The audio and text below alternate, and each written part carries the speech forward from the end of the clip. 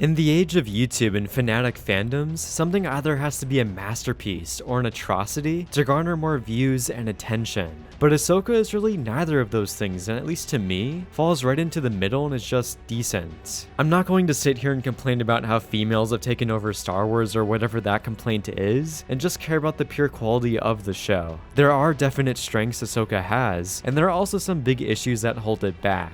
First, going into what I think is the show's major flaw that really hindered me from enjoying it, is the fact that there are no stakes or tension. That's primarily in reference to an action perspective, but before going into that, the show's inherent premise is already spoiled from the get-go, so you always know exactly where the story is going, thus destroying any suspense as to what happens. Because throughout, the show treats the question and threat as if Thrawn is returning as this big point of mystery and conflict. However, through marketing and then publicly casting Thrawn, we know right away that he will return. It becomes this inevitability instead of a question as to if it will happen.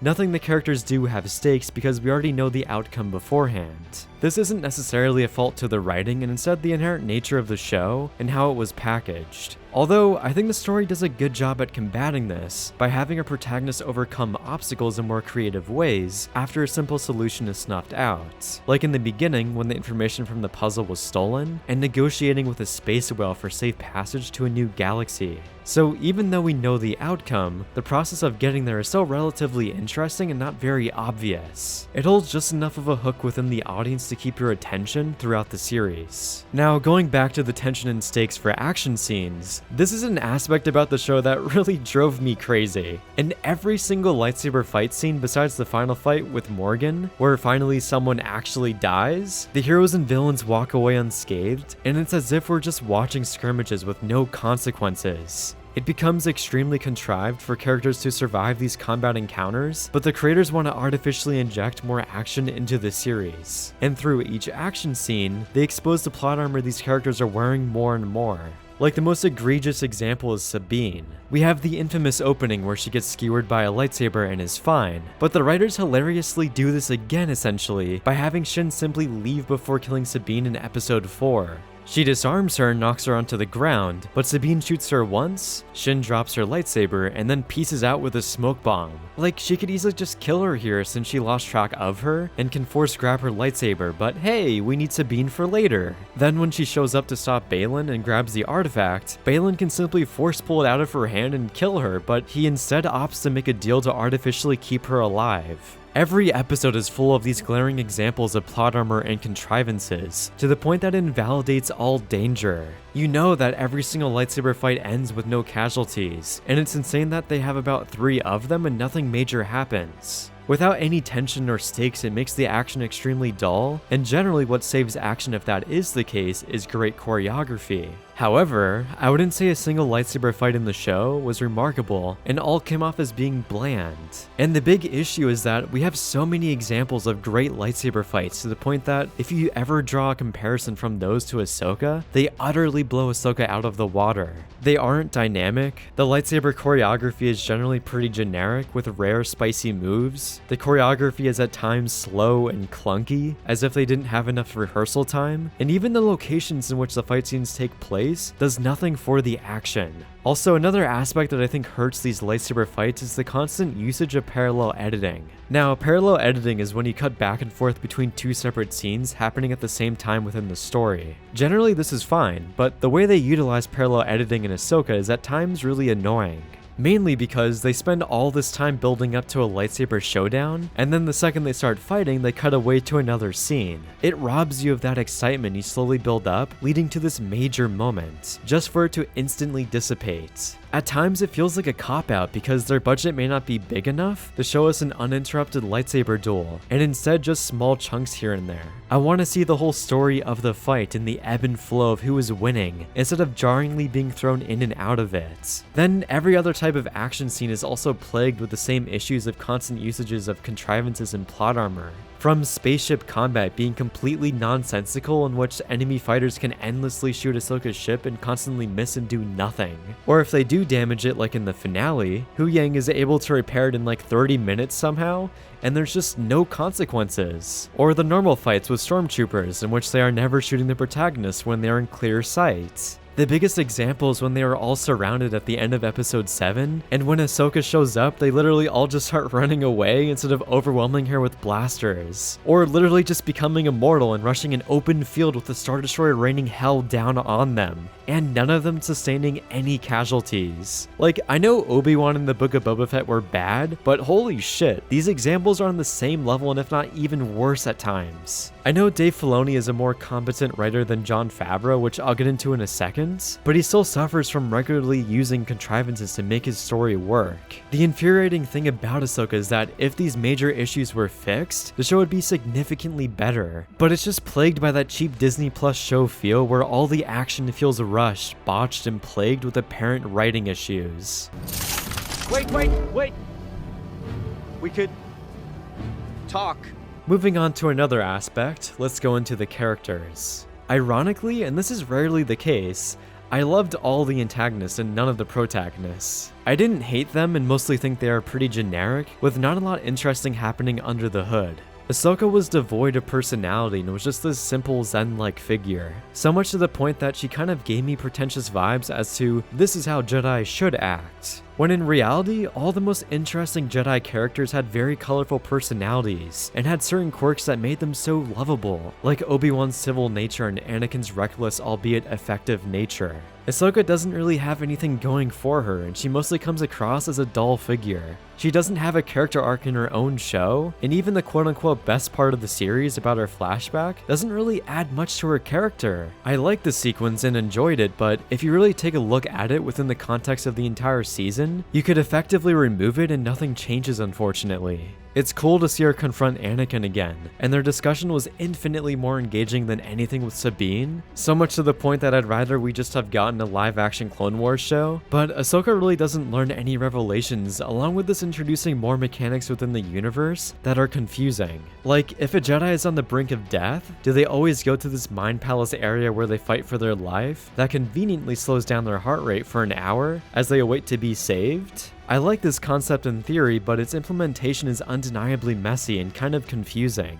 Not to mention that Hera randomly brings her Force-sensitive son to a dangerous combat mission just so that he can hear Ahsoka and Anakin's lightsaber duel, which essentially brings up the point that for every good aspect in the show, it's immediately counterbalanced by something bad. And my main assumption is that Star Wars fans are more blind to these faults, or much more accepting and forgiving of them.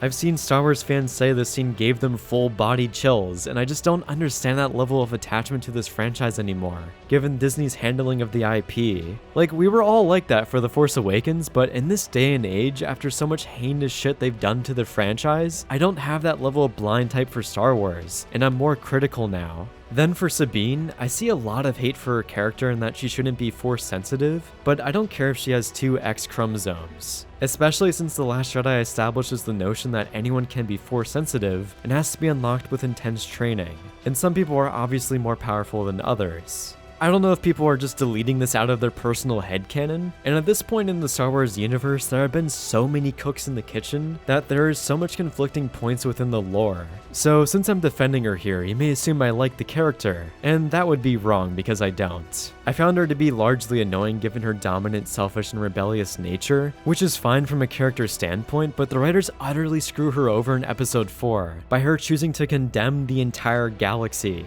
She chooses to bring back Thrawn, which will most likely lead to another war, just so that she can see her friend again. This event immediately disconnects you from the character, and I personally grew so much hatred for her because of this. Dave Filoni thinks that this gives the character more depth because she's missing that connection to family within her life, but at the entire expense of the galaxy? Really? It just doesn't seem justifiable at all, and I'm really surprised she isn't condemned for doing this later on. Like, she literally faces no consequences, or at least so far. There's also some other characters that I won't touch on for the sake of time, like Hera, who I thought was fine, and Hu Yang. Out of all of them though, I actually enjoyed Hu Yang the most, which kind of feels sad for the state of the main characters. For the antagonists, the clear standout is obviously Thrawn. Like, holy shit. I knew he was a favorite, but when he shows up, the show goes from mediocre to great. His screen presence is immediately felt and surges with so much menacing energy that you genuinely feel fear just by him staring at you, which is also a testament to the brilliant design of the character.